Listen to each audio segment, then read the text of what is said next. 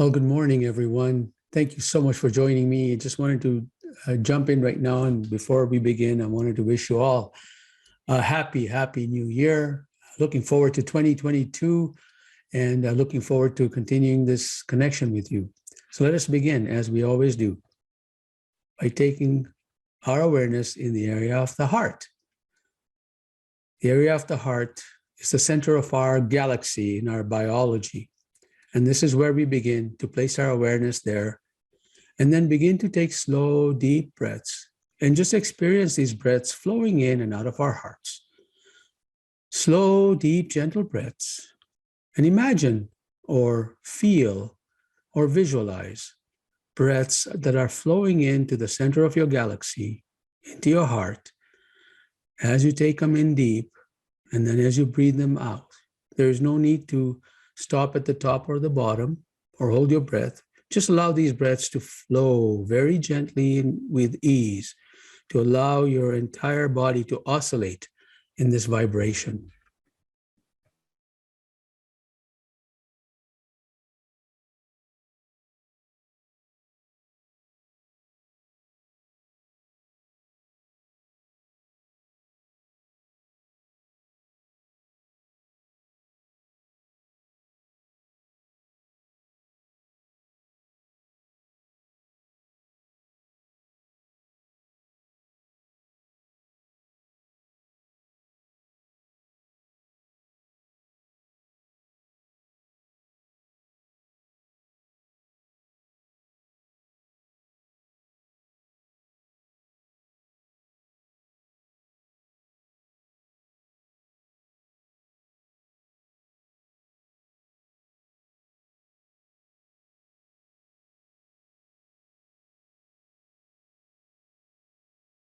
When your awareness wanders away from your heart, just gently bring it back to the heart as you take these slow, deep, gentle breaths, experiencing them flowing in and out of your heart.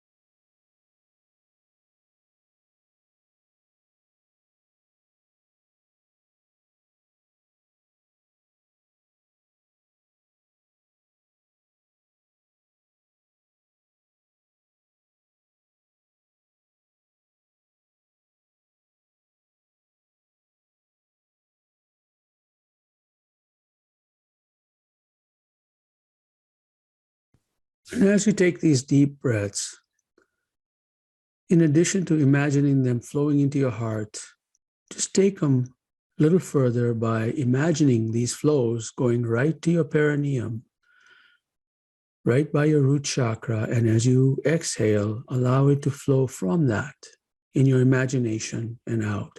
This will allow you to take deep breaths into your diaphragm, filling up your lungs. And the bottom part of your lungs is where most of the oxygen is collected. So it's wonderful benefit for distributing this to the rest of your cells.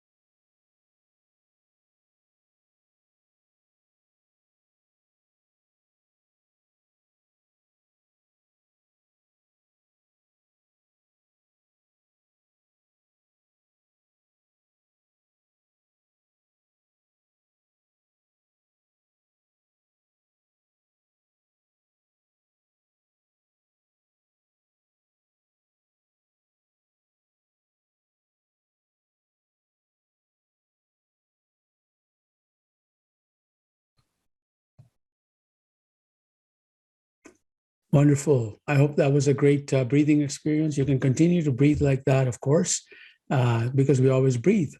There's one more thing that we do that's normal and natural, and that's the topic for today. Today's topic is feelings are not emotions. They are interrelated, but we need to separate the two. And it's very important for us to separate the two because we need to understand where the natural biology comes in and where our judgment, the emotion or the body that comes in from our mindset. And when we separate the two, it becomes an important distinction so that we can navigate our life. So the first thing, we know that we breathe naturally. Whether we are conscious about it or not, we're breathing. When we breathe consciously, we can actually affect our autonomic nervous system consciously, just like we did in the past practice. We breathe, with 5 seconds breathing in, 5 seconds breathing out, and that balances our autonomic nervous system. The next thing that we do is when we actually do not know that this is happening, we do not know that we are experiencing feelings first. We are sensing our environment, and we actually begin to feel first before we think. Now, this is a scientific proof or evidence that it's been studied lots, that we first sense our environment through feeling. I'll give you an example. In a day like this in Calgary today, you can go outside and it's cold. It's in the minus deep freezes. It's cold. Now, cold is a feeling. I felt cold. But where emotions come in is how I judge the environment. So, for example, if people who don't like the cold will say, I feel cold, that's the feeling. I really don't like this weather. That's an emotion. Okay, so the difference between feeling and emotion is feeling is just sensing the environment. This is where you can sense the wisdom from multidimensional realms. You can sense these things. And sometimes when people sense these things, they get scared. We have all heard of empaths who sense other people's emotions. Those are the feelings that they get. But then once they give judgment around that, saying, I feel lousy, I want to get away from here, and I need to protect myself, I need to block myself, that's actually an emotion. So when we separate the two, first for understanding purposes, but then we need to bring it both together for management purposes. So when we separate the two for understanding, know that the feeling is something that you are automatically able to do because it's the first thing you do is you feel. Before you can even rationalize it, when it gets to the brain that says, okay, let me put a label on that feeling. I feel anxious. All right, let's put a label on that feeling. Then it's about how do I feel about being anxious? Am I feeling courageous to break through that anxious feeling? Am I feeling scared? And am I recoiling? And am I going to stop doing whatever I'm doing and not progress in this particular area because I feel anxious? All of those things are emotions. We work through emotions in this particular program. And one of the things that we will do in the next practice, and we will continue to do this, is to actually bring that emotion to the fore and work through that emotion by bringing our compassion and love and gratitude as another set of emotions to overwrite and mute these feelings of the unwanted emotions. So the feelings that we experience are gifts of your own biology that allows you to sense your external environment. And the feelings can also be multidimensional. You can feel somebody else who's in a different continent. If you're truly connected with them, you can feel their pain. You can feel their joy. As a matter of fact, I know that most of us have picked up the phone to call people and they were just thinking about you. That's the feeling. The judgment comes in and how you feel about, what the feeling translates to you. And then when you judge it as something that's unwanted, your body responds in that way. And you begin to excrete stress hormones. So the key is, whenever you experience a feeling and you judge that feeling, to go into the practice that we are about to go into by experiencing joy and gratitude. And the way to experience joy and gratitude is to bring it forward from a past and imaginary situation, or a fantasizing about a future thing that you anticipate will happen to you, or you wish for it to happen to you. Your body does not know the difference between an imaginary event or which is thought up in your mind, or an event that's actually unfolding before you. So the best way to overcome unwanted emotions is to actually replace those emotions by choosing a different thought, a different imaginary experience, or perhaps go out in nature and really experience nature. And that way you will overcome that, right? So that is really the difference between feelings and emotions. And if you keep that particular thing in mind, you will actually be able to work through the emotions and not have judgments that will cause you to have a bodily response that's unwanted, because that's how diseases are formed. All right, so let us begin to now practice a way to restoring that composure, restoring and overriding the unwanted emotion. And that is by doing the same thing we did before, is placing our awareness in the area of the heart. And we take slow, deep, symmetrical breaths.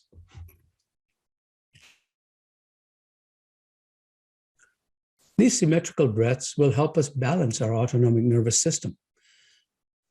And as we experience these flowing in and out of our heart, very gently, very softly,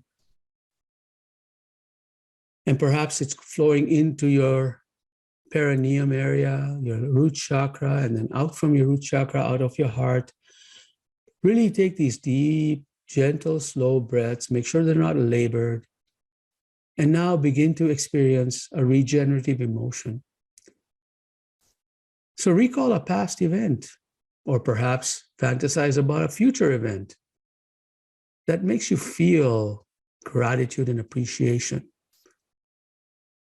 And amplify that feeling by just asking your body, I want to feel a more elevated, more amplified version of this emotion.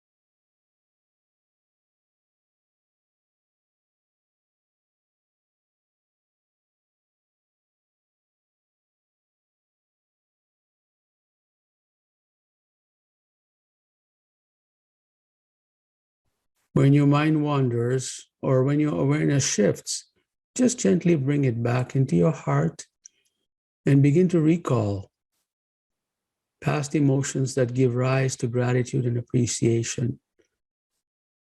Or perhaps put yourself in a place that gives you great joy in your imagination. The body will not know the difference. It will just produce chemicals and enzymes that will facilitate a more joyous existence.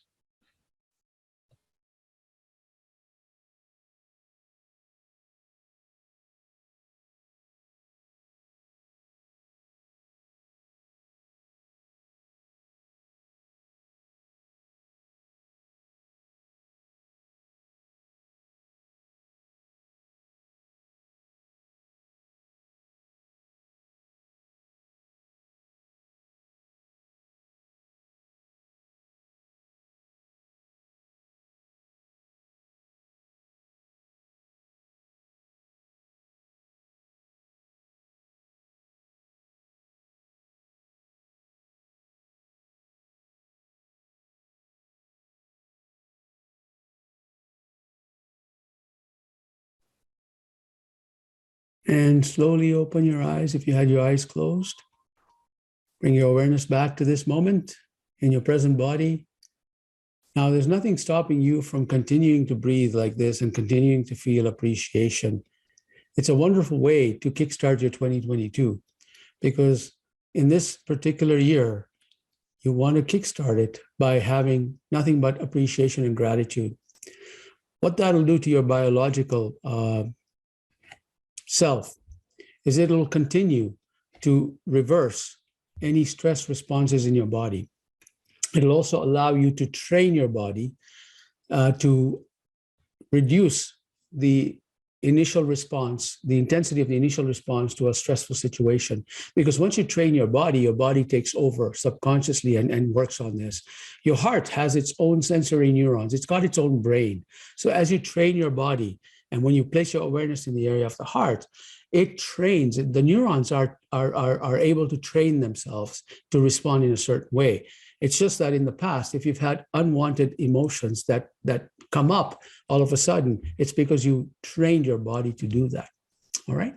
So with that having said, please do type your reflections, your questions, anything you have. I'm happy to chat with you on that for that. And I see something coming through. If you require me to support you, if you need some help to support you to get out of your own way, to help you bring in a wonderful 2022, please do send me an email and we'll set something up, right? So let's see what's coming through the chat area. Let's see if I can stop share here. And there. All right. We have a couple of items coming through. Trisha, feels great. Well, I'm glad you joined us. Happy New Year to you, Trisha. Thank you. Michelle, the heart's neurons train themselves. Phenomenal, Shamil. Thank you for sharing this fact. Actually, they don't train themselves. You train them. But they are trainable. They're neural networks. They actually are pliable. You can train your brain's brain, of course, by, we know this because we've gone through different stages of the educational career. We've studied, we've taken courses. And when we've taken a course, our brain is now trained to respond to the situation based on what your training is. So we know the brain can be trained, and that's how we have the high school system and the university systems and the college systems. But your brain in the heart is also trainable. And it's a different kind of training because your heart is not a thinking heart. It's a feeling heart. And remember, we talked about the fact that it's the feeling, it comes before the thinking. And therefore, the brain is like your gate that allows you to experience your life. Your mind just judges what that feeling is. And if you don't have a proper track, a proper experience, or a proper kind of processing a way in which to take the feeling and create a positive emotion out of that, then you are going subconsciously reacting to that. So yes, your heart can be trained by consciously injecting positive emotions so that you can always experience the feelings and connect the feelings to a response which is not a negative judgment, if that helps. All right, great. Trisha, can you say more about emotions and choice points we should be able to see?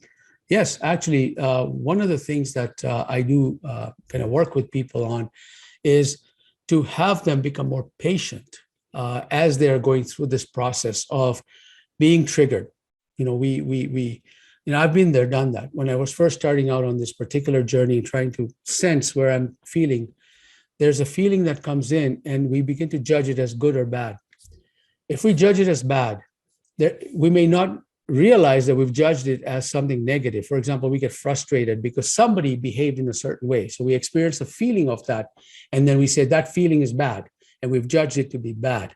And as soon as we judge it to be bad, our body we feel it in certain parts of our body because it's a physical response.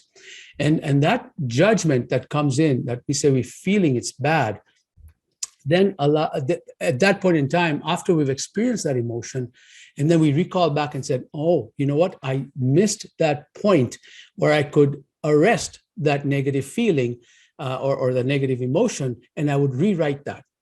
And that's okay. When you go past that choice point and realize after that you should have done that in the past, it's actually part of the training that we just talked about. Because what happens is your body is now being trained to watch out for these particular situations. So eventually that choice point will start advancing, so that you will figure out while this thing is unfolding, it'll eventually just, the body will wake you up and say, do you really want to do this? You have a choice point. You can shift out of this. And then if you practice more and more and more, what will end up happening is that choice point will be coming ahead of the event, so that you will actually have an opportunity to arrest that negative emotion before it even starts taking hold in your body, and you'll be able to respond coherently. So really the training part and the choice point is an important factor. But don't be discouraged and don't lose patience if you pass the point where you should have done something about it, because it's about training the neurons in your heart to connect with the neurons in your brain. Okay, that helps. Shelley, thank you. I look forward to this every week. Blessings to you and those you love in 2022. Blessings to you too. Thank you. Happy New Year, Zachary, to you, my friend. Trisha, such a gem. You shared in the response to my question. Thank you. Oh, you're most welcome. Well, thank you so much for joining me again today. I look forward to connecting with you next week. All right. We'll talk to you soon. Thank you very much. Take care for now.